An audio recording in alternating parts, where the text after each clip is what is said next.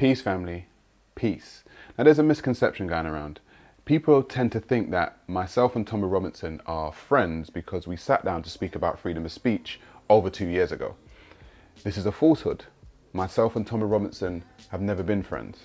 Now, if you go back and rewatch the conversation, you will see that I clearly stated that myself and Tommy Robinson are polar opposites politically.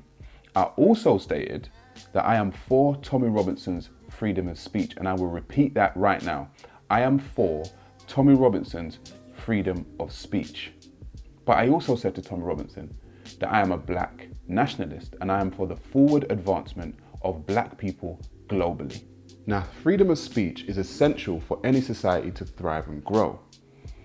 The slippery slope to fascism starts with the shutting down of freedom of speech. Not the freedom of speech to incite violence and hatred, but freedom of speech to critique and freedom of speech to disagree.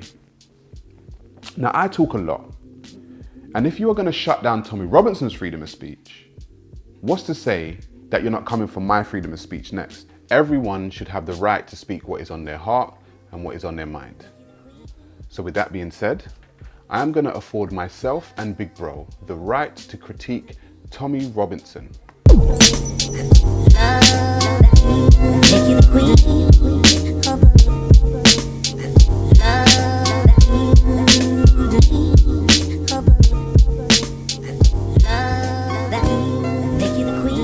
Peace, family. Peace. Big Bro, thank you for joining me. Yeah, you're welcome. We are going to go into a few things today. But first, I want to touch on what has had the country, our country and America, gripped for the past couple of weeks, George Floyd. You and I have already spoken a few times on my Instagram about the George Floyd situation.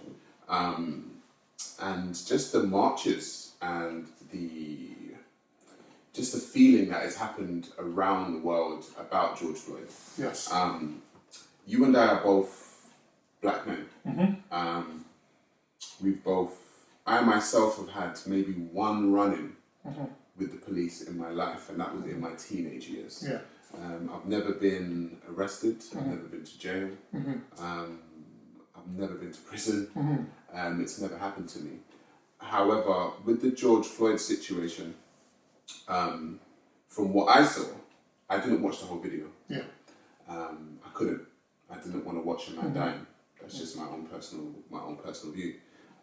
What is your view on what happened with George Floyd? Well, my view is this: I did watch the whole video, and there have been demonstrations not just in the UK and in America, but around the world. And I think that where a lot of people misunderstand what's happened, there are two things that have happened. Firstly, I'll start it in reverse. We have a situation whereby the protesters have been demonized because of the actions of probably less than 1% of the protesters who've acted in a way that's caused a lot of ire around the world, and there has been a lot of anger. Of course, there are another very small, tiny group of people who've taken advantage and they've looted and they've destroyed property. However, I'd say this, if you look at the bigger picture, if you look at what we call the fisheye lens, if you like, 99% of the protesters have behaved admirably. The second point I would say is this, is that many people have misconstrued the whole George Floyd situation. And I'll tell you what I mean. Many people have sought to look into George Floyd's background. Well, he's been to prison. And almost as if it's an excuse for what's happened to him. Well, it's not so bad because he's been to prison. Or he had a gun before. Well, it's not so bad because he had a gun. Or you wouldn't want George Floyd living next to you, because of what he had done. What they won't tell you is that George Floyd is a man that passed through the system. And George Floyd, according to the system that they're in, paid for the previous crimes that he had done. I think where many people who do not see the George Floyd situation through the prism of our own eyes. What they don't understand is how many black people think, whether they are left wing, whether they're centre, whether they're conservative, they don't understand it. And at a particular level, we knew we had a great empathy with George Floyd because we know, given the time and given the circumstances, that could have been any one of us. 100%. Because when you come up against the system, especially against a police system that for many, many years was incredibly racist, for many, many years was incredibly backwards, if you have the remnants of some of that backwardness that still exists in the police force today, every black youngster cannot be lying about their experience. But when we say that about the police force, I don't want to just talk.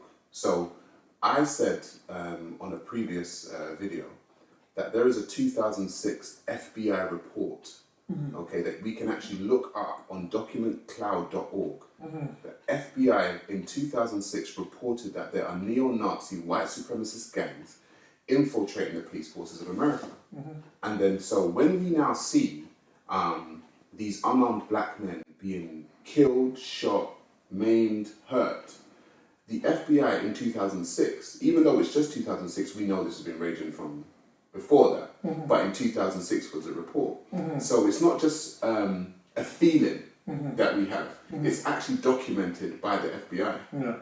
So when people say to a lot of black people, for me, they say, oh, you guys are exaggerating. It's not that bad. The police forces aren't that bad. You guys done something. All you had to do was comply, etc., etc. But there's an actual report that says there are neo-Nazi gangs. Well, that is true. And you're speaking about 2006, but I can bring you back much further. If you look in, say, for example, the 1910s, 1920s, it's made very clear by J.A. Rogers, for example, that there were many Klan who were in law enforcement. And so this is not a new thing. The fact that the FBI officially recognized it in 2006 just shows that they're pretty much late to the party. Very much. But the point that I was making is that there is a consistent theme that crops up amongst black youngsters where the police are concerned. I'm not talking about black youngsters who are involved in quote-unquote criminal behaviour. I'm talking about ordinary black youngsters.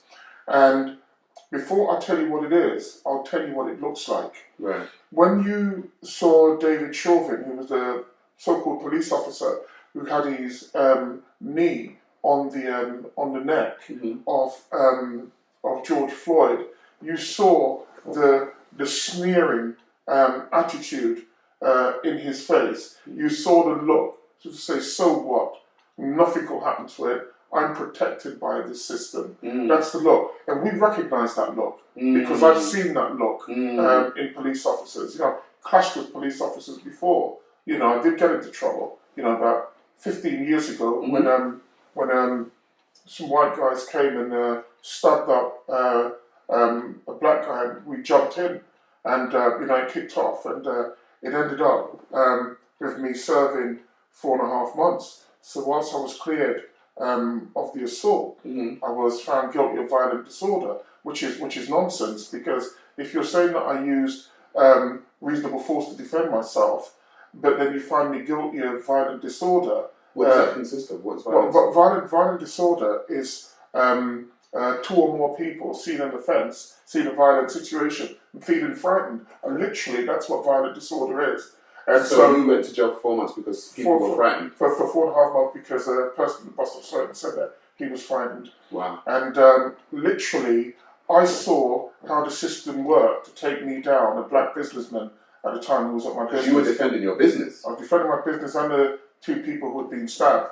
And I see the way in which police treat people that sneer an attitude, the fact that they know that they have the system on their side to take you down at any time that they wish. And this is the reason why I look at the situation that's happening now with many of these people, whether it's the Labour Party or certain police officers taking the knee, and literally I'm throwing up in my mouth because I've come up against these people who say that they want justice and equity in society. But once the cameras have gone away, that which is latent within them comes out, and the tune that they sing is vastly different. And so I look at the situation with George Floyd, and I understand what has happened, and many black people, I contend, understand, and a great many white people as well. But unfortunately,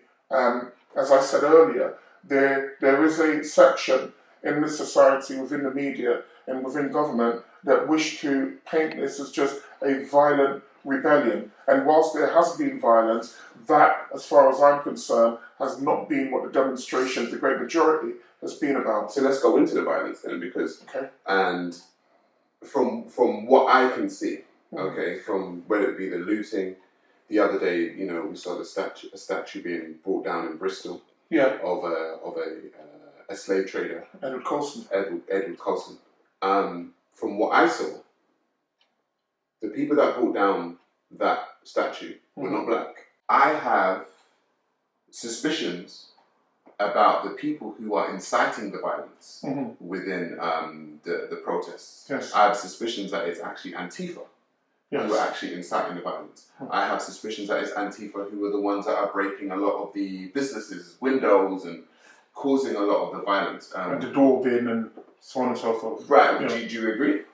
Well, I'd go a little bit further than that, and I'd say that, you know, Antifa for me are a political organisation. And the one thing that I both understand with black suffering is that there are many organisations that use black suffering as a currency, if you like, to propel their own political agenda forward. And as Malcolm X once said, you know, the liberal comes posing as your friend, and but he finds them disingenuous. That wasn't a direct quote. I want to use the words I knew Malcolm X actually did use, but he said that we should be very, very wary of them. And I've seen that. I saw, for example, in London, groups of people who were going around daubing signs, even Black Lives Matter. And you know, I've collated some images, and I think it was 24 images of people who were daubing signs. Not one of them were black, and but they were daubing signs, Black Lives Matter.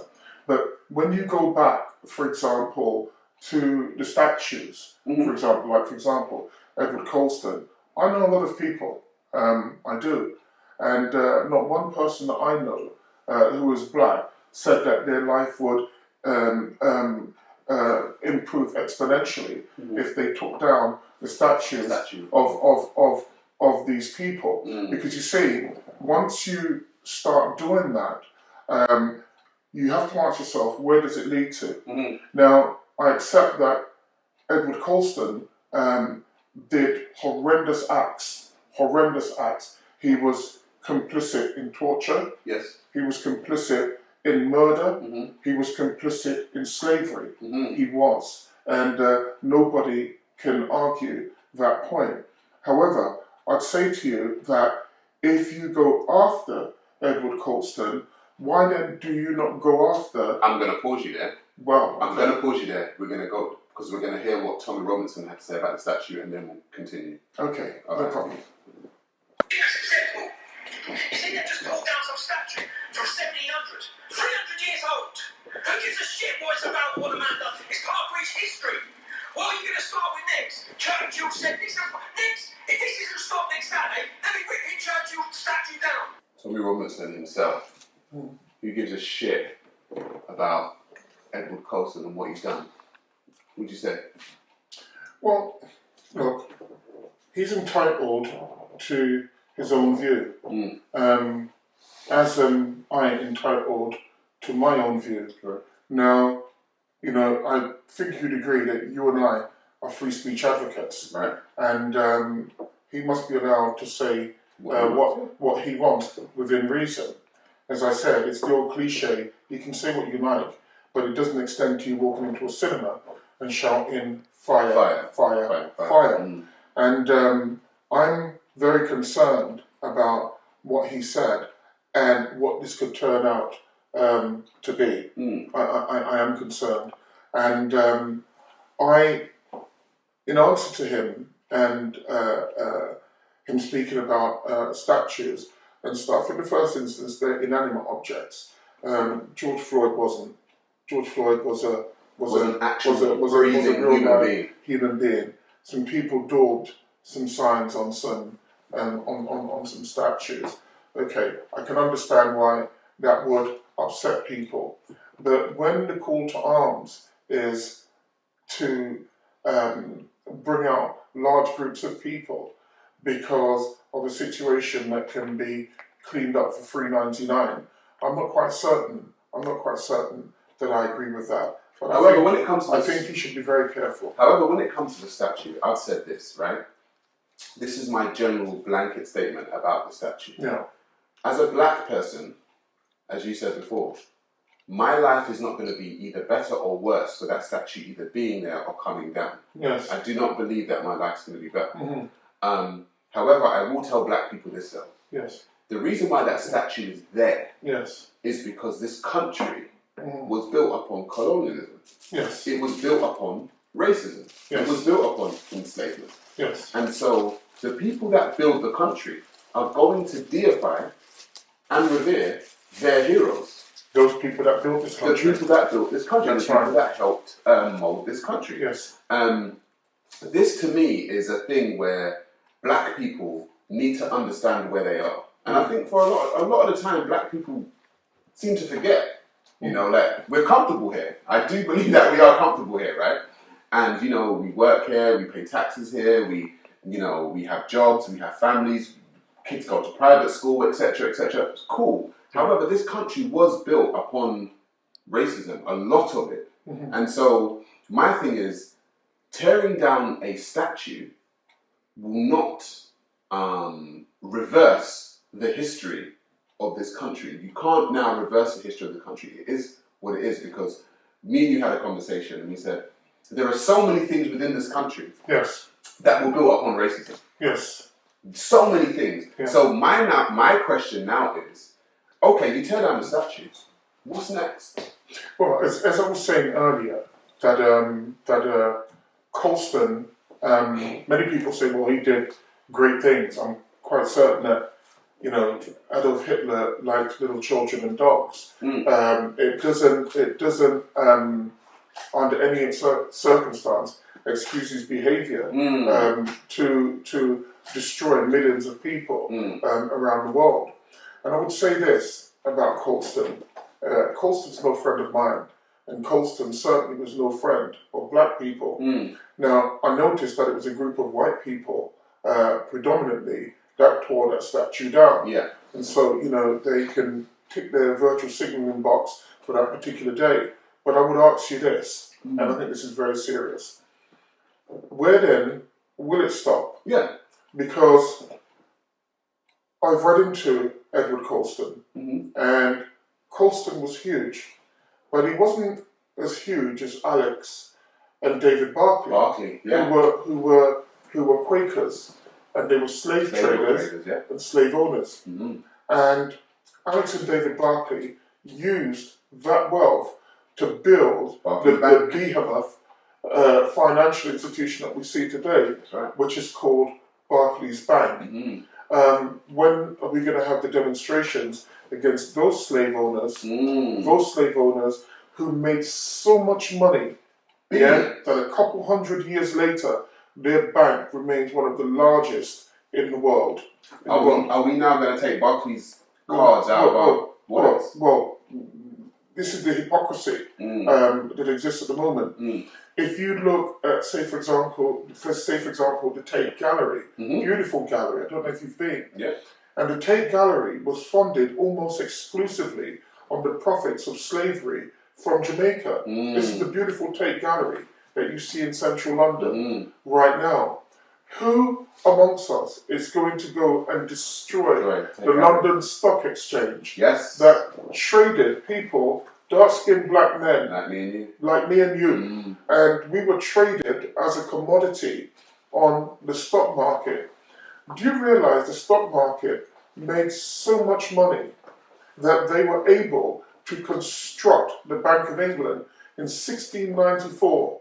This is 124 years after 1570, when officially they started moving slaves large scale on a tremendous scale to the West Indies, from Africa into the West Indies. So I'm asking, who's going to, for example, to the London Stock Exchange?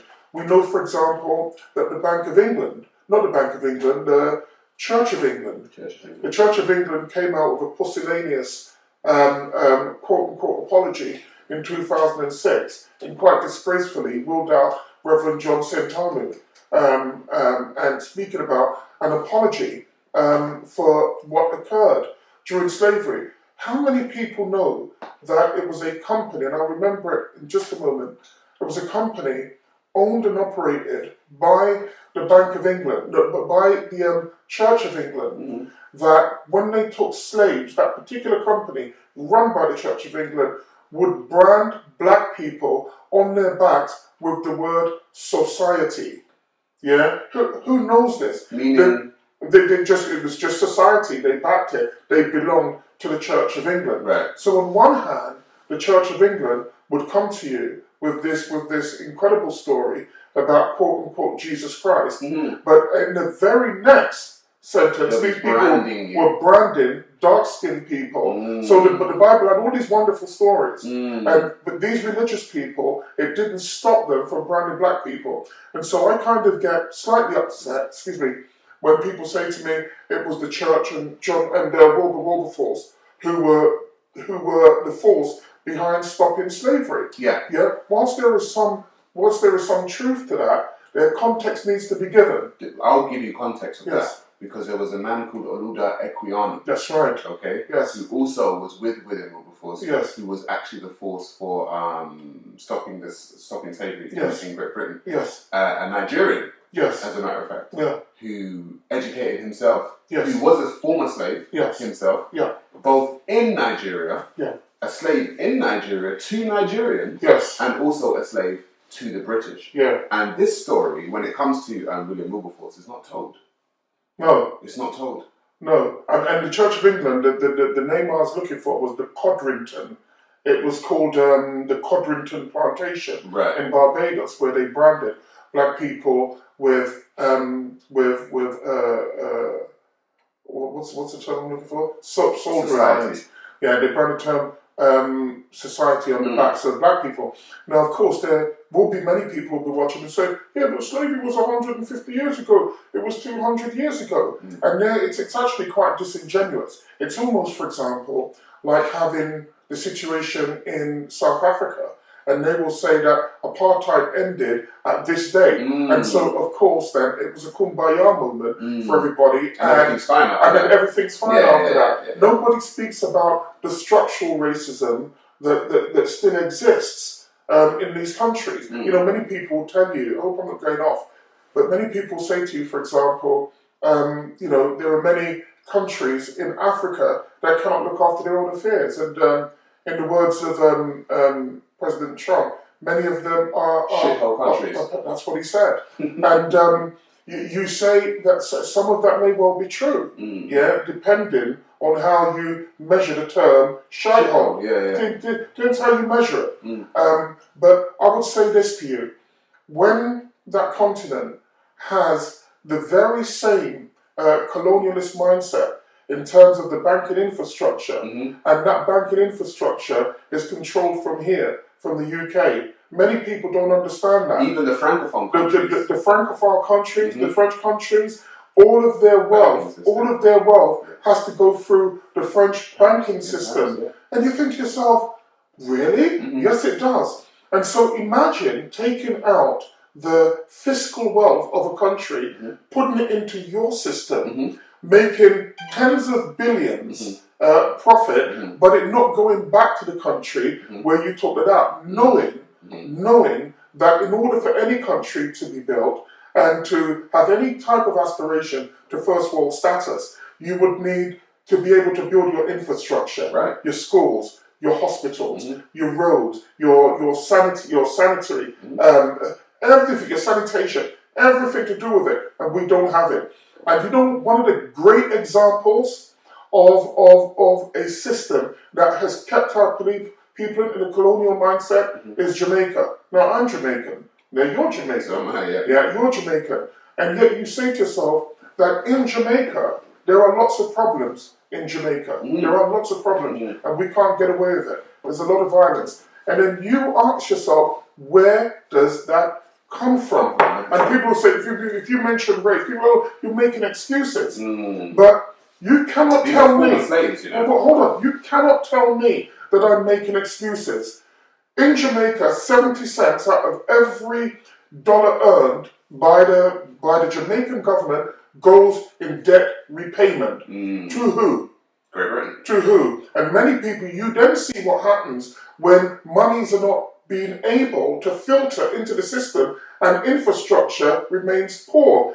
Violence happens as a result of that. Now, I don't want anybody to tell me about how barbaric they are. We saw just recently how people in this country behaved when they couldn't get toilet paper. And we saw the fights, the misbehavior, and so we saw police called, supermarkets had to bring in extra security because of toilet paper. And yet, here was a system, that still today in 2010, 2020 has that metaphorical knee, on the neck of many black countries around the world. This is not me making excuses. Do your research for yourself, and you will find that I'm telling the truth. Let's go into the war, because what has been spoken about is Churchill's statue. Yes. Right. And what happened to Churchill's statue. Yes. This is what was said about Churchill by Tommy Robinson. Okay. You got anything to say about what he done to Churchill's statue? Or you think he's a racist as well, do you? Hey? What about Little Mix? You were there, weren't you? Churchill was a racist.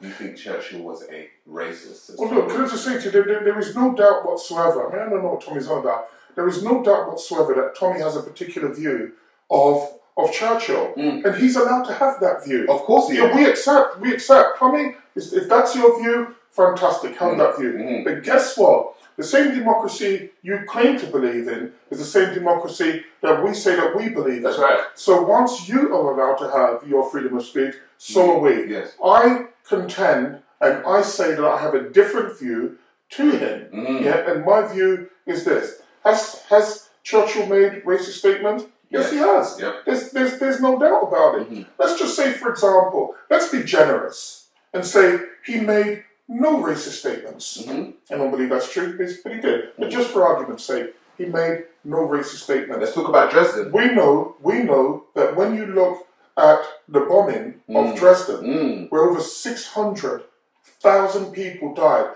people were incinerated on the spot in Dresden, a city that was a centre of arts and culture and had no military significance whatsoever. Many people will speak about what happened in Coventry with the Nazis. Nobody here is defending the Nazis. Hitler was a wicked demon. He was one of the most evil people that ever lived, along with King Leopold. King Leopold of Belgium. King Leopold II. Was it the third? Yeah, I thought it was the second. Yeah, but I have to tell you that those are two of the wickedest men that have ever walked this planet. I agree. When you look at Dresden and you realise that when people speak about Coventry was the centre of munitions construction and building, and for the British Army, and so for want of a better phrase, it was a legitimate target for the Luftwaffe. Yeah. And they hit Coventry. Now, don't get me wrong. I live in England. I live in the UK. If the UK ever goes to war, I want them to obliterate the enemy because this is how I live. That's right. And selfishness comes in. But Churchill is very lucky. Had the Geneva Convention been convened in, say, 1939 and not 1949, Churchill may well have found himself... Would be a war criminal. He would have been a war criminal according to the definition of the Geneva Convention. And so, Tommy has to be very, very careful. He has his view, and he's allowed to have his view, and I don't have a problem with that. But there are other people who have their views. Now, when you and I spoke earlier on, I think you made a tremendous point, and you said that you didn't agree with the statues being taken down because this is not our country. That's right. This is the country of the people who originally brought us here, and there is truth to that. Now, one of the things that made me laugh, I shared with my daughter about you stated that when you build Wakanda, and you put up statues. When I built Wakanda 2.0 and I put up statues of Steve Biko or Robert Mugabe or Idi Amin, no one can come into my country and tear my statues down. Yeah, it's not happening. Yeah, and you see, the thing is, I mean, like I had a great laugh with that, and I'd say this, that when you look at the history of this country, if I was to tell you, just in London, for example, how Greenwich was built, the Greenwich that you see today, if I was to tell you about the Baring brothers, who brought about Baring's Bank. I mean, even Lewisham today, you've got Baring's Road. That's where it comes from. If I was to tell you about the Pets and where you get the Pets wood from and who those people are, you'd be incredibly shocked. And it goes on and on and on. I could probably name you 500-600 because it's stuff that I've just read over the years and retained the information. And I have to tell you that when people speak about racism, they don't understand what it is. Yes. They think it's a hurty word. They think it's a hurty word. Some white person seeing you and saying, "Oh, you black bastard. You're a nigger. You're a nigger." It's far more sophisticated than that. It's ingrained within the system itself. There's a reason we have a Race Relations Act in this country. We have a Race Relations Act because there are people who, in this country, who recognise that there were parts of this country that wouldn't change unless legislation was brought in to force about that change. And so when we go back again, and if we can just leave the statues for a moment, and we go back to George Floyd, the fact that the George Floyd situation has resonated across the world is because we understand that this system, this systemic system that has been set up over the years, I'm not talking about 1990 or 1980, because we're speaking about this in the 80s and the early 90s. You understand? My dad was speaking about this in the 60s and the 70s. And your dad fought in the war? And he did. He did. My dad was born in 1919. And think about it. 1919, my dad was born and didn't have any children. Didn't have any children for 43 years. Because of what he saw in the war, in that particular war. And so I say to you that when people speak about our country, I understand what they're saying, and understand that, but it wasn't just you that fought for this country. There were thousands of Jamaicans, thousands of Barbadians, there were St. Lucians, there were Indians. You understand? There were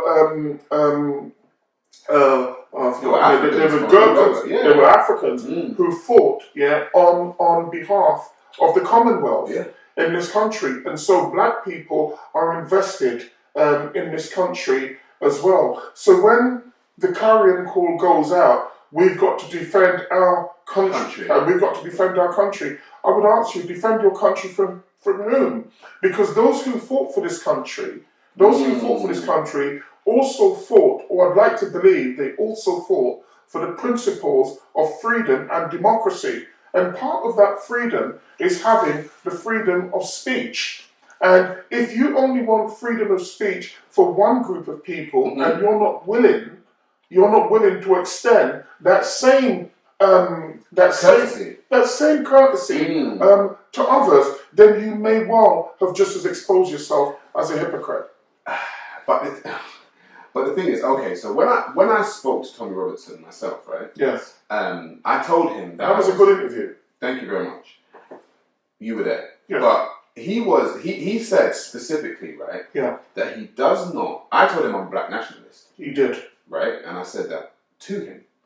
He said he's a nationalist, because I asked him if he's a nationalist. Yes. And he said, yeah, I am. And I said, okay, cool, because so am I. Yes. And he said, yeah, but my nationalism isn't along the lines of race. Yes. Tommy Robinson specifically said to me, to my face, his nationalism wasn't along the lines of race. Yes. However, his call to... Let me just play this. Bullshit, political policing. Where you stand there, you let your police officers get smashed off horses. You let your police officers get terrorised in our capital city. You embarrass your police force in front of the whole world to watch. Because you're too soft-handed. Because they're not fucking white, basically. You don't enforce the law because there's too many people who aren't white. And you don't know what to do you? You don't even draw your bands, you don't put your riot gear on. You let your officers get clapped from the side. It doesn't sound too much like a nationalist who wants everybody to join him. Right, he's specifying whiteness. He is. He's specifying it. And he called out to people like the FLA, yes, and so on and so forth, yes, and that's just another code word for white, as far as I'm concerned. And this is it. This is it again. I just see, don't know how many more of you have seen. I've seen someone's put up for a unity demonstration in London next Saturday. Do you know what? If you're a lad, or you call yourself a lad, and you're a football lad, and you go to football, and you give a shit at all about our country, our history, our culture, our identity, I expect you're going to be in London next Saturday. Our history, our culture, our identity. He says he said to me in our interview, he is not a nationalist along the lines of race. But when he says our history, our culture, our identity, I don't think he's talking about me and you, people. Who is the our? Our. Who is the our? Who's the our? Now, you see, you said earlier on that when you speak to people, there are times when you speak in order to give them enough rope. You have to give people enough rope to hang themselves. And I think that he has completely miscalculated. Now, we believe in free speech to such an extent that we remember when he came to... Sorry to cut you, but if I ask you a question... Yes. If I've interviewed a lot of people... Okay. Right? Black, white, and otherwise. Yes. I ask... Left wing, right wing, it doesn't matter. Muslim, anti-Muslim. Anti-Muslim. Yeah. I ask you specific questions. And the reason why I ask you these questions... Yeah.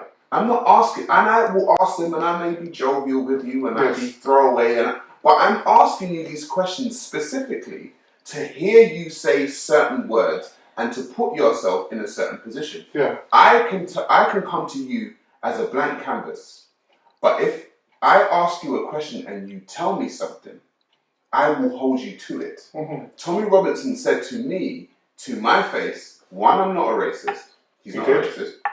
He said, two, he does not be a nationalist along the lines of race. Yes. According to this rant, seems like he's gone against everything that he said. Well, there's another way you can look at it. Okay, go. It may well be that he was not being truthful when he was speaking to me. You can look at it like that too. You can look at it like that too. I'm open to all options. Yes. He could have been sitting in my face. Yes. And lying to me. Yeah. However, or he could have changed his mind since that time. Do you think he was lying? I don't know he was lying. Yes. That I can say my opinion. I don't know he was lying. But I can only go with what the evidence is. The evidence is that he told me that he wasn't a racist, and he told me that he doesn't nationalize along the lines of race. Yes. However, he's shown himself to be slightly racist. That was a racist rant. I'm not sure what slightly racist is. For me, either you're racist or you're not. No. Yeah. I tell you why I say slightly racist. I personally believe that there's a scale of racism. This is my personal opinion. Okay. You have ignorance. Mm-hmm. You have white people being ignorant, or other races being ignorant towards other races, and then you got people who will throw up Nazi signs and say Heil Hitler. Mm-hmm. Right? I believe there's a scale. Mm-hmm. I believe my personal belief is Tommy Robinson sits somewhere along that scale, which is why I said slightly racist. Right? Do you know what I mean? I believe he's on that scale. Okay. Right? So like I said, if you look in my face, whether it be you, do you know what I mean, whether it be anyone, that I ask you specific questions for specific reasons. Mm-hmm. Because if you tell me this is who you are, I will believe you. Yeah. But if you go against it, I'll call you out on it. Mm-hmm. And so the reason why I'm speaking like this is because not you, but Tommy Robinson sat in my face, told me he wasn't a racist, and also told me that he doesn't nationalize against along the lines of race. Totally gone against what he's actually said. You see, the thing is that I watched him, and I have to tell you that I'm convinced that he doesn't believe that he is racist.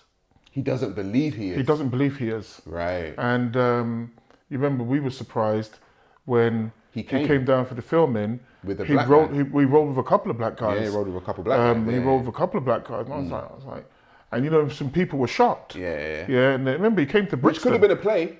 It could have been. Could have been a play. I don't think it is because I knew one of the black guys from before. And he said he's known Tommy for the longest time. Right, I was right. I was like, what? Right. Anyway, so you know, he doesn't believe that he's a racist, but sometimes I believe what people do rather than what they say. What they say. Rather than what they say, and I think that he may well have thrown a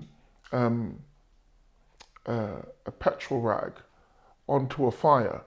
And, you know, this isn't the Tommy Robinson show. And to be perfectly honest, it wouldn't be a message directed to Tommy, it'd be a message directed to black people. And I would say to black people that we've been used for a very long time. And there have been many different organizations over the years that have sought quote unquote partnership with black organizations or black people, but it's not partnership they want, it's another form of domination. I was speaking to a really good Nigerian virgin of mine called Olu, and Olu teaches me black history. Yeah, very clever guy, you know him as well. Yeah, I know Olu, yeah. He teaches me black history, and I remember saying to Olu, I think I said it to him even yesterday, that would you agree that black leadership of black people is very important, given that the system that we're in at the moment, no matter how high black people go, they're still part of the system that's been set up. Yeah. And so you can be a really great CPS lawyer. You've got to operate within the realms, of how the CPS itself operates. The same thing with the police and so on and so forth. So it doesn't matter how high you rise, you're within that particular system. It's very different if you're in, say, Nigeria or you're in Jamaica, because whilst their system is set up to ape this system, there are different nuances. Right. You know, like in Nigeria, for example, there are many different nuances. We don't have the time to go into all of it. But one of the reasons why I say leadership is important is that I look at, for example, whether it's Antifa or, for me, because it's in the news at the moment, Black Lives Matter. And I don't believe, and I'll say so unequivocally, that Black Lives Matter is not an organization that should be leading black people at all. 100%. I'm saying that they have a right to their political ideology. Right. Yeah, they do, and I'm not saying that they shouldn't. I'm saying that I wouldn't recommend anybody in my family to follow Black Lives Matter for the simple reason is that their ideology is very, very different to mine. Yeah. And so, you know, one of the things that I would point out to you is what was on blacklivesmatter.com. Right. And this is what it said.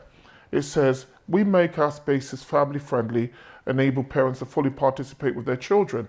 And you say, well, that sounds pretty reasonable. And then I would say to you, but read on. It says, we dismantle the patriarchal practice that requires mothers to work double shifts so that they can mother in private even as they participate in public justice work. Now look, I understand the English language. I even speak a couple of other languages, but this is the English language, and most of this I didn't understand what was said. But what I did concentrate on was them dismantling the patriarchal practice, which means removing the role of the father. They then go on, and then they say, you tell me how this benefits black people, where 73% of mothers who have their children, raise them in a single parent home. They said Black Lives Matter, so-called Black Lives Matter, say we disrupt the Western prescribed nuclear family structure requirement. Well, hold on a minute. Then why would I want to be part of you? Because I believe I believe all things being equal, that we should be part of that What structure. do they mean by a Western prescribed nuclear family structure? Well, we can go on, and they say by supporting each other as extended families and villages. Now, that sounds, as I said, suspiciously like the old Israeli kibbutz system, which, as I said previously, I'm not sure that works, and certainly it couldn't work for our community because our community is not set up like that. And this is why I say that leadership is very, very important because we have abrogated responsibility and allowed other people to come in under the guise of so-called black skin. That's right. Yeah, but with a different ideology. So they then reveal who they are. They say, we foster a queer affirming network. Now look, you know me, you know there's no quote unquote homophobia in me. Do what you want to do. Do you understand? I only have a problem when you feel that I should agree with your lifestyle, and I don't. But I say that you have an absolute right to live whatever lifestyle you like. I just don't believe people who foster a queer affirming network are the people that should be leading our movement. Our movement, as black people, has not just come about. Do you understand? This started, the moment the slave ships, the slave ships arrived on that shore of Africa. Do you understand? We are to get ourselves out of this condition. Of course, we can have allegiances, and there is nothing wrong with that. But we need strong black leadership. We need the people like the Olus and the so on and so forth who bring themselves to the forefront and will lead us. We need young, clever, decisive people. And I'm saying that Black Lives Matter is not it. So I will piggyback off of that, and I will speak about what one of our other clan members spoke about, Marcus Lovelace, right? Can you just say what you mean by clan? Because clan sounds suspiciously like KLAN when it's actually meant CLAN. Thank you. Our clan. Yeah. CLAN, our clan. Yeah. So one of our other clan members, CLAN, Marcus Lovelace, who is actually on the Black Opinion, said to me, he said that anyone now, when it comes to black leadership, when you have a website, it should show where your funds are coming from. Yes. We need to know who is funding every single black organization. Yes. The reason why we need to know that is because we need to know who's pulling your strings. Yes. Black Lives Matter do not show who is funding them on their website. No. So when they talk about a queer affirming network who want to dismantle the family structure. Yes, the Western-based. The Western-based family structure, which isn't Western-based. Yes. By the way, the family structure they talk about, which is Western-based, is world-based. Yes. That family structure is from north, south, east, and west. Yes. When it's a man, woman, child, or men, women, and child, that is a family structure that is all throughout the world. So why they say Western, to me, makes me very suspicious. Marcus Lovelace has said that we need to know who is funding every single organization that have the term black. Yes, there should be that transparency. There needs to be transparency. But this is what I'm saying. We don't have that transparency, and so we have been bamboozled with a snazzy slogan. Yes. And everybody has jumped on. Yeah, it's a snazzy slogan. It's a clever slogan. Yes. You understand? And you then happen to believe because someone says that, for example, Black Lives Matter, and then you logically think, well, of course it does. Of course it does. So we should support it. You've got to look very, very deep because history has taught us that when we jump in too quickly, we end up drowning. That's right. And this is not the first time. We've seen strong black organizations before, and we've seen them completely destroyed. We should learn from that. That's right. Yeah, to ensure that that doesn't happen again. Unfortunately, I see the same mistakes which are now almost as if it's recurring in nature, again. And then all of a sudden, I find black people being blamed for a lot of the damage that they weren't involved with, destroying statues that they were not involved in. There's one or two people, you know, there are like 20 white people to every black person. Yes. Do you understand? Who is there? This is their ideology. This is not ours. There are far more important things that we've got to deal with as a black people to reconstruct ourselves within society. There are huge problems that we have. By joining a queer affirming network That seeks to destroy the patriarchal system, the family system, that is not for us. They're a political organization and they're allowed to be a political organization. But let me tell you where that leads. It leads to, because if you remember what they said, they spoke about black causes as narrow nationalism. That's what they That's said. on their website. That's on their so website. Black causes are narrow nationalism. Yeah. And that leads, I'll tell you where that ideologically leads to. That ideologically leads to the person who is running for president of the United States in the Democratic Party saying to a well-known black DJ and presenter, yeah, that if you don't vote for me, you're not black. You're not black. But, you know, you look at it and you say to yourself, unbelievable statement. But the roots of it, lie in organizations like Black Lives Matter. So black people have to be monolithic in thought. And we are not monolithic in thought. There are many different opinions within the black diaspora. That's right. Across the black world. And you do not all have to think the same. Yeah, have a commitment to free speech, which is fantastic. Have a commitment to free speech, you understand? But at the end of the day, have the view that you wish to have. What we should be doing now, if I'm not talking too much, is simply this. There is a movement at the moment and a spirit that other people have tapped into. Right. And now is the time to make serious demands, both in this country, yeah, and across the world. Specifically in Africa.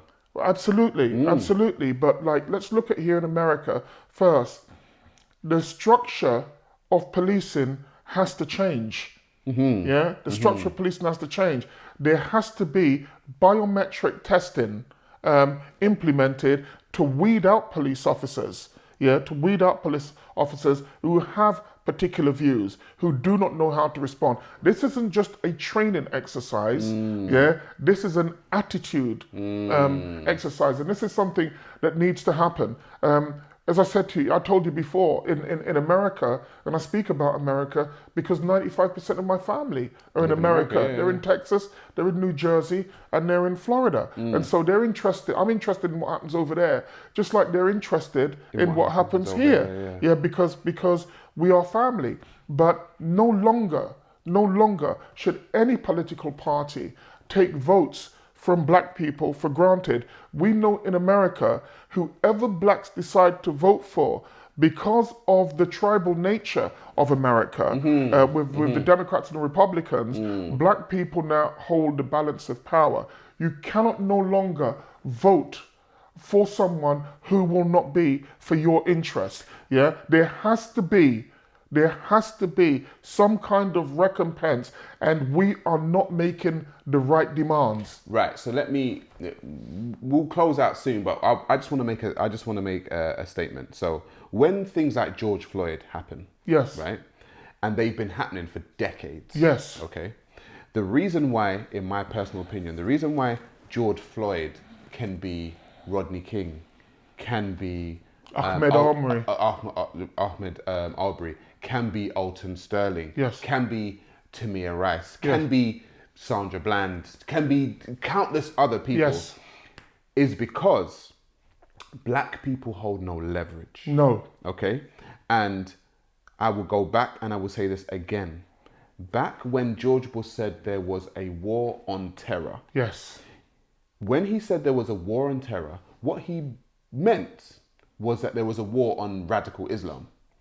Yes. When it came to radical Islam and a war on terror, Yes. we did not see unarmed Arab Muslims being gunned down on the streets of America. No. We did not see unarmed Arab Muslims had their officer with the foot on their neck until they could not breathe anymore.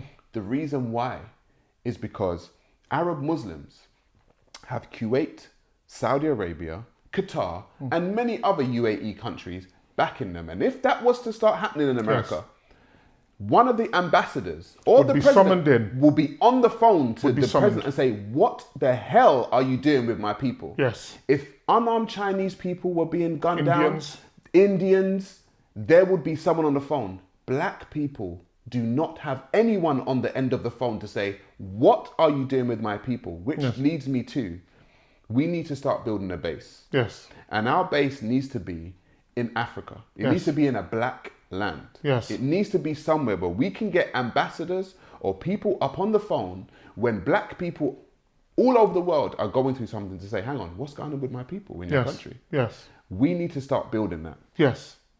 And if we don't start building that, George Floyd will continue to happen into the future. Absolutely, well, and I'd have to say this as well. If you look at, say, for example, Nigeria is on course to become a $1 trillion economy by 2030. Indeed. At the moment, it's the 22nd richest country in the world. In the world right now, but there are many structural problems that Nigeria has.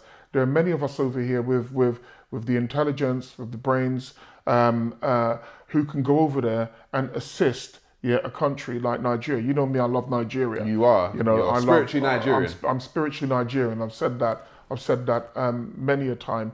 And there is.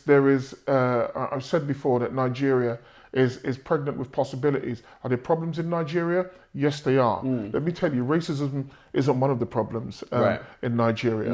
It's just not. And there are many fantastic opportunities. But if you listen to what's being said over here, you will find that people will not want to go to visit Nigeria. I've met many people, Nigeria, bruv, you got to be joking. And I'm saying, We're doing stay business here. over there. Yeah, we're doing business there. It's the great people. It's the greatest country I've ever been to in my life. Because? Yeah? Because of the people. Yeah, because of the people. You know, the whole disparate way in which things are done, but you realize that Nigeria is the intellectual capital of Africa by any metric that you can measure.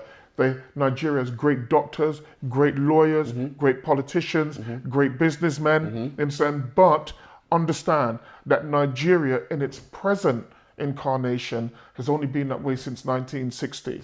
And if you can imagine that 60 years, if you can imagine that this system of government that we have in the UK has taken them 1300 years to put into being. We've had kings had their head chopped off, queens had their heads chopped off, we've had Oliver Cromwell, and so on and so forth. Nigeria, has moved at lightning speed in 60 years. Imagine what Nigeria will be in 60 years from now. Piggybacking. And what it is, Go on. when I'm not going to be alive to see it, and that's fine because that's the way in which nature works. But your children's children should be able to hold on, to a piece of land, to go back from whence you came. I love Jamaica. Yeah, you know I love Jamaica, but Jamaica is a slave colony. Yeah, And just it's an island. And it's an island. And just like you couldn't move my family to Belmarsh prison, and 100 years from now, my great-great-grandchildren are repping Belmarsh. That's where we come from. it's a nonsensical argument. Right. Governments around the world do not mess around with the people of countries which are economically strong. Correct. They don't do that. You remember Prince Philip in the 80s was making slanty-eyed jokes about the Japanese. He doesn't do it anymore. People used to speak about the poorness of China and the backwardness of China. Under Xi Jinping, they don't do it anymore. No. You look at India, you can say that Modi is a nationalist, but people don't mess with India. Because they don't mess with North Korea. They don't because America and the West traditionally do not mess with countries which are nuclear powers. And so all I'm saying is that whilst I love the UK, and for me the absolute majority of people in this country, white people, I do not believe that they are racist, but I believe that there is systemic racism in this country, especially within the financial sector. And Right. that financial sector today, what most people don't understand, still has their knee on the neck of Africa today in terms of finance. So don't look at Africa and say that Africa isn't doing what they're doing. Lobby your members of parliament, lobby the prime minister and tell them, to take their damn foot off the neck of Africa. of Africa, so we can build infrastructure and build that continent. And on that, and piggybacking off the back of that, I have now, or our clan's now partnered with a company who we will promote now called Asasi, who is actually building or selling land in Ghana. Yes. And I am I'm very passionate about telling black people to get some kind of land in Africa, on African soil. I'm not saying you have to move there. Yeah. Do you know what I mean? But actually have your plot, have your piece of land on a land where people look like you. So I just want to plug Asasi and say, we are going to be selling land to black people in Ghana. Okay, and as I said to you, there's Ghana, no matter where you come from on that continent, whether it's Ghana, whether it's Nigeria, Rwanda. Rwanda has grown after the horrendous troubles, that it's had. And it's a very young continent. It's a very young country now. Yeah. I think the average age there is about 21 or 22, which is quite shocking. But this is what happened after the tribal warfare that was set up, but that's a story for another day. But there are many things that you can do. I'm not saying to people, jump on an airplane and leave the UK. That's not what I'm saying at all. I'm saying that in order for us to build our respect, you really do need to have finances in order. You need to have proper leaders. You need to be able to hold on to land. And I think if it's the one thing that I've learned from this whole George Floyd situation and the COVID-19, which has given us plenty of time to sit down and consider, is that we've got to strategize and think about the future. Big bro, thank you for doing it. Yeah. Thank you for coming. Thank you, brother.